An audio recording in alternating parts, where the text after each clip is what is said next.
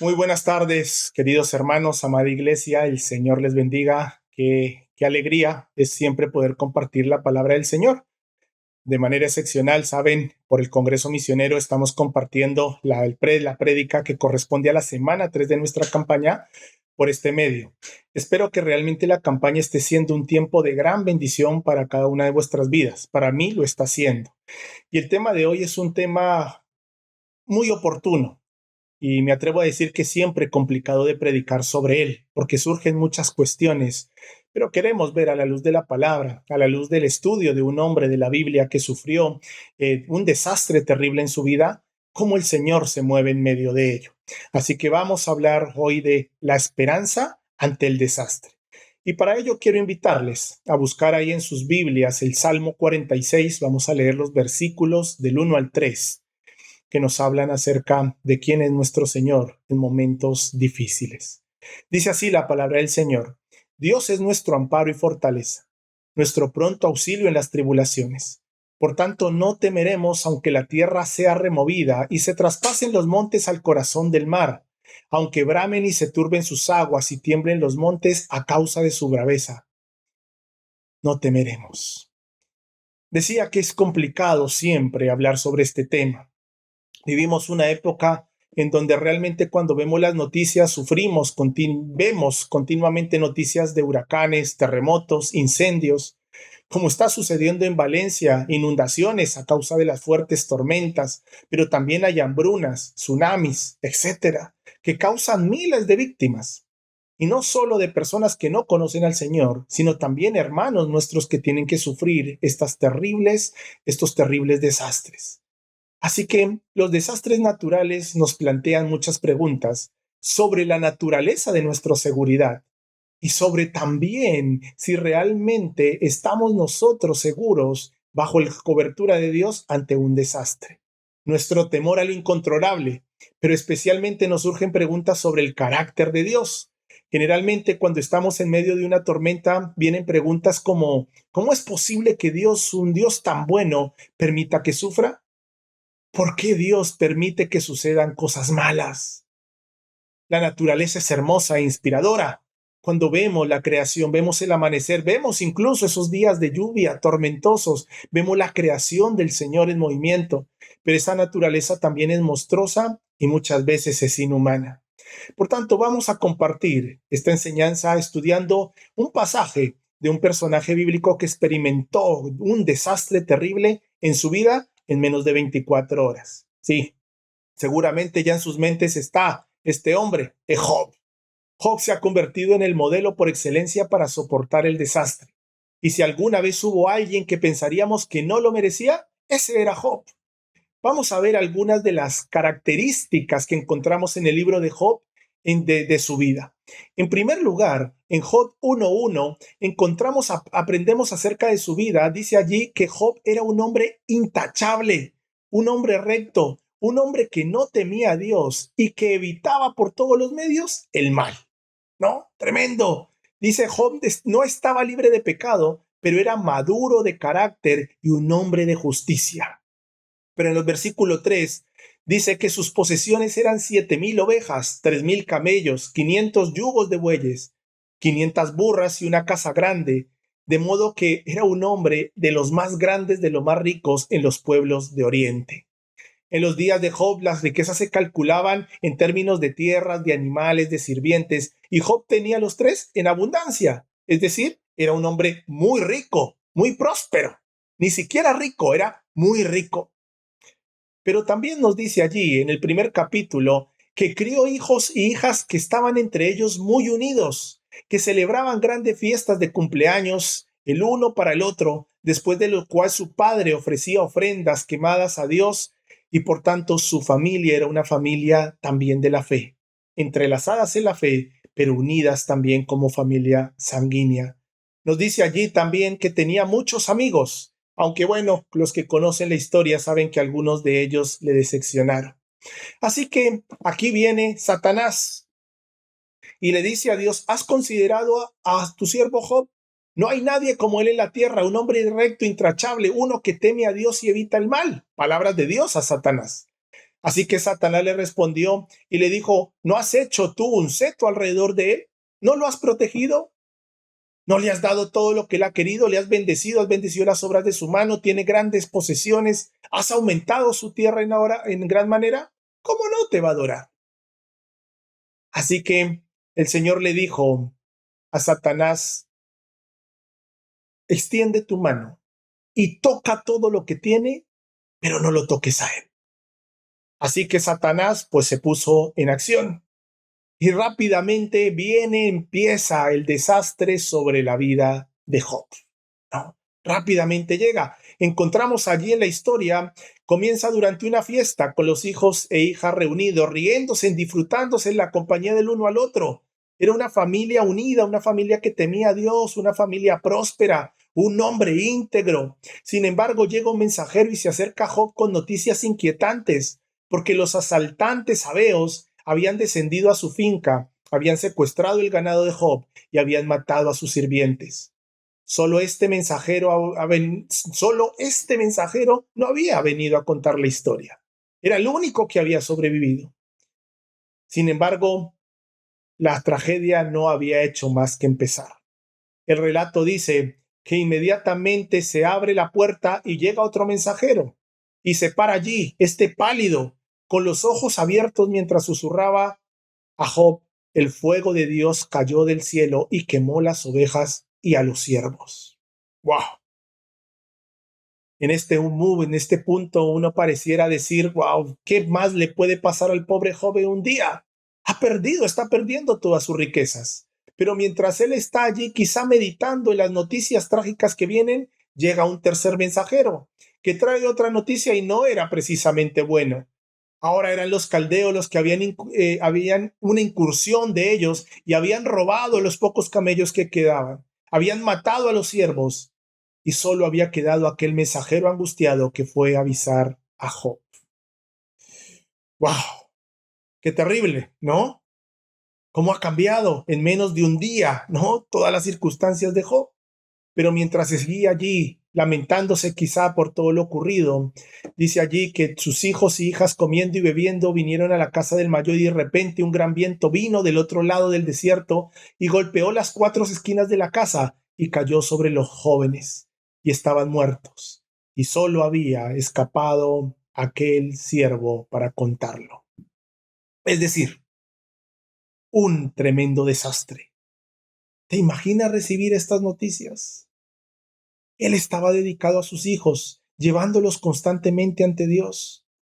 Pero a pesar de su intervención, ahora se encontraba solo ante la muerte, ante las tumbas de sus hijos y ante un silencio sepulcral. Parece que el Señor, que Dios hubiera desaparecido. ¿Qué dicen los desastres sobre Dios? ¿Qué podemos aprender de esta terrible, trágica historia que encontramos en la Biblia?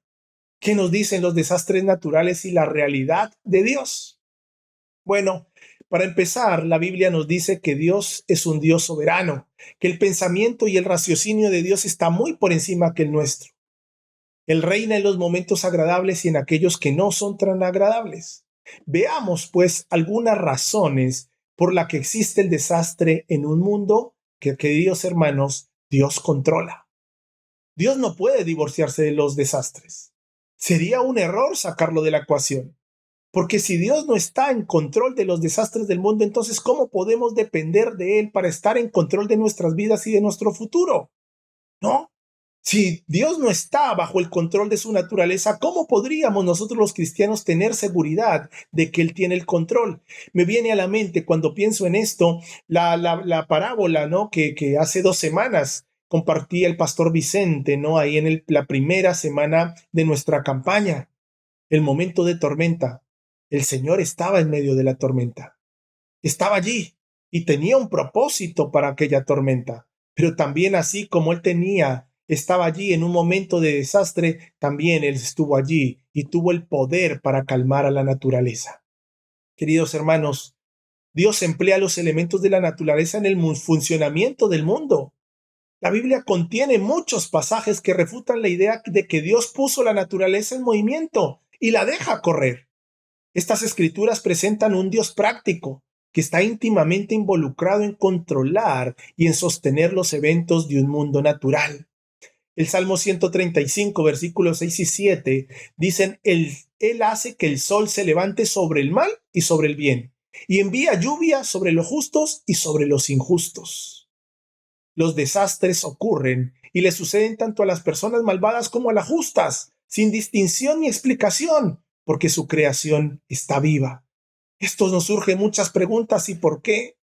Bueno, hay muchas razones que podemos encontrar, pero también muchas veces vivimos desastres a causa de la mala mayordomía y el maltrato que tiene la humanidad de la naturaleza. Vivimos los cambios climáticos porque realmente no cuidamos nuestro planeta. Vivimos inundaciones, fuertes inundaciones, porque simplemente el hombre construye en lugares en los cuales no son para construir. Por tanto, muchas veces tenemos consecuencias también de las propias decisiones erróneas que tenemos, y las consecuencias no son solo para aquellos que toman dichas decisiones. Las consecuencias las trae todas, como decía el Salmo que acabamos de leer. Por tanto, Dios muchas veces también emplea los elementos de la naturaleza en oposición al mal. Esto lo encontramos también en la Biblia. Usa la naturaleza para mantener el funcionamiento del mundo, pero también la usa como castigo para condenar a su pueblo y para ser un Dios de justicia. Vemos en Génesis capítulo 6 que Dios envió un diluvio para destruir al mundo, un mundo que estaba lleno de pecado, completamente contaminado, pero solo perdonó a Noé, y a su familia. Vemos Sodoma y Gomorra, otro terrible desastre, pero envió fuego para destruirles porque estaban viviendo de una manera completamente aborrecida para Dios. Y el Señor envió justicia debido a su maldad. A Egipto también le pasó. En Éxodo 7 vemos que envió plagas para castigar a Egipto, al rey y a su propia descendencia. Vemos en otras historias, como en segunda de Samuel, también encontramos que el Señor envió plagas que mató a 70,000 hombres debido al pecado de David y al numerar al pueblo. Envió también una tormenta feroz para llamar la atención de Jonás y llevarlo a arrepentimiento. Por tanto, encontramos cómo el Señor usa también la naturaleza muchas veces para llamar nuestra atención o para hacer justicia. Dios no puede ser definido por los desastres. Después de cada desastre, a menudo escuchamos cosas como estas. Nunca podría creer en un Dios que permite cosas tan horribles. O las preguntas que hice al inicio. Si Dios es tan bueno, ¿por qué permite que hayan desastres? El Dios en el que estas personas quieren creer es un Dios llamado Padre Helicóptero, o así lo titula el libro que estamos leyendo, que se cierne encima de nosotros y nos protege en todo momento, aislándonos de todo disgusto, no permitiendo que pasemos ningún tipo de dolor, como un padre sobreprotector. Quieren un Dios que garantice su seguridad, que garantice una protección, una fidelidad total y nos salve de toda tragedia y dolor. Queridos hermanos, en un mundo que contiene tragedias debemos darnos cuenta de que aún son mucho mayores las bendiciones del Señor. Quizá cuando surgen estas tragedias, por lo llamativas y lo dolorosas que son, nos olvidamos que en medio de ello el Señor también trae muchas más bendiciones que desastres a nuestras vidas.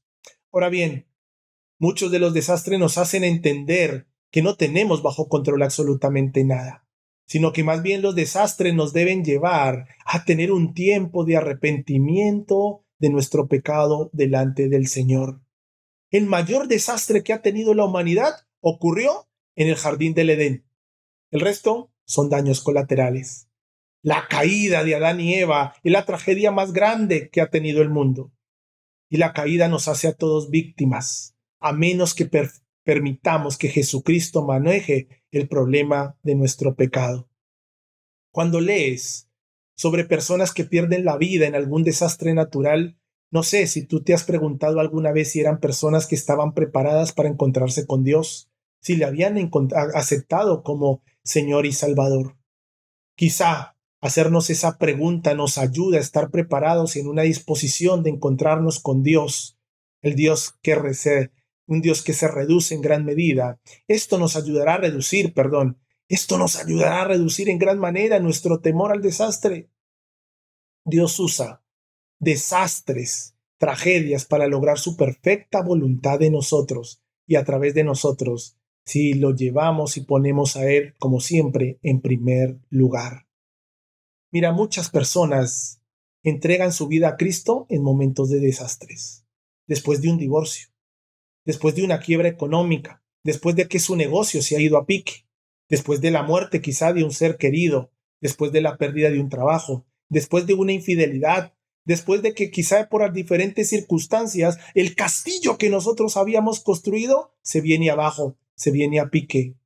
Los desastres pueden alejar a algunas personas de Dios, pero para otras tiene un efecto contrario, llevándolas a los brazos de Jesús.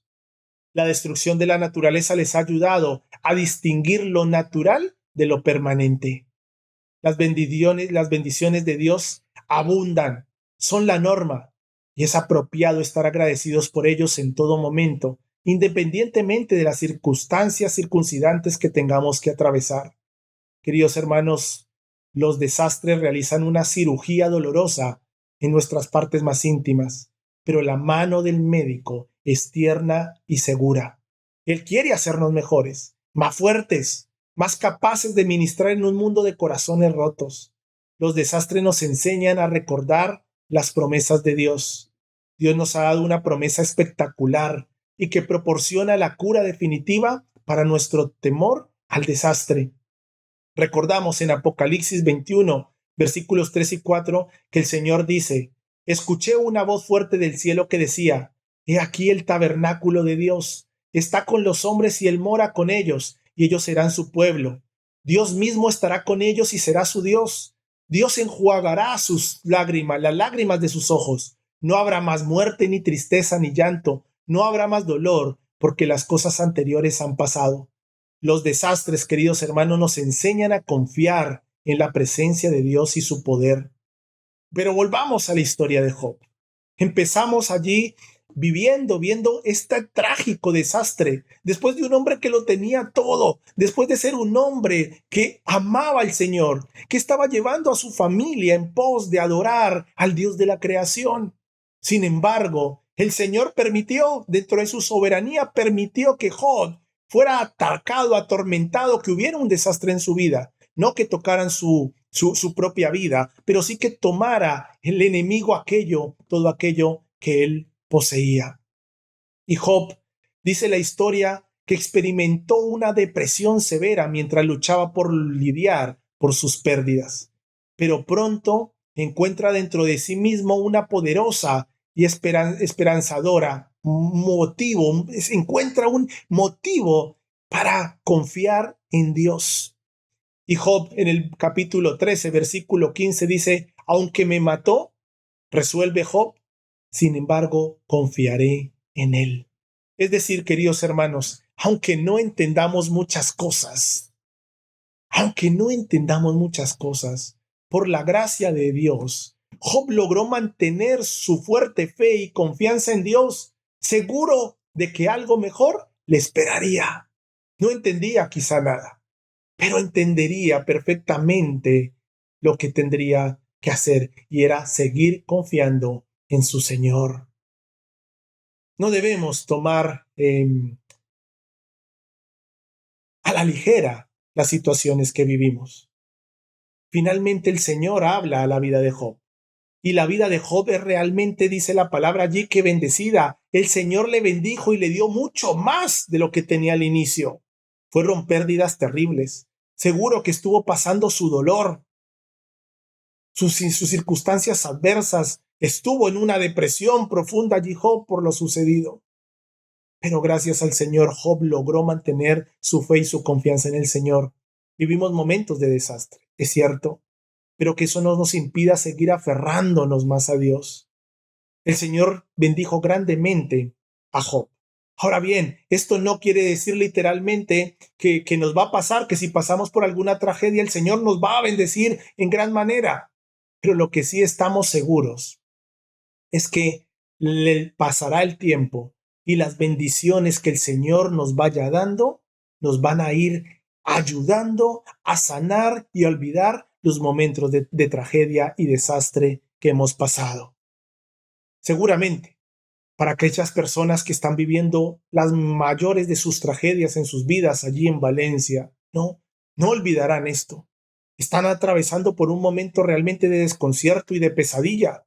Fácilmente no lo olvidarán. Pero estamos seguros de que el tiempo pasará y de que mirarán atrás con una perspectiva diferente y o recordarán aquel momento trágico, pero dirán, bueno, ahora estamos bien, estamos más tranquilos, aun cuanto más aquellos que amamos en el Señor. Mi propia vida. Conocí al Señor en medio de un desastre personal, no de un desastre de la naturaleza, un desastre en mi vida, en cuando mi castillo de naipes se derrumbó completamente, absolutamente todo, mi trabajo, mi familia, todo. No tenía nada, pero en medio de todo ello levanté mis ojos al cielo, y como dice el Salmo, ¿de dónde vendrá mi socorro? Vino al Señor en mi rescate. Y sufrí, claro que sufrí, lloré mucho, pasé momentos de muchísimo dolor, y no por unos cuantos días, por muchos años. Pero el Señor finalmente trajo bendición a mi vida. No olvidaré aquellos momentos. Pero cuando miro atrás, digo, Señor, gracias. Porque un desastre, algo tan terrible para mi vida, y en donde yo me preguntaba, Señor, ¿dónde estás? El Señor estaba conmigo. Yo no lo entendía, pero Él estaba. Y el Señor me ayudó a salir de ese desastre de mi vida. Gran parte del desastre era por mis propias decisiones. Parte estoy seguro que el Señor lo permitió para trabajar con mi orgullo, con mi arrogancia, con mi ego.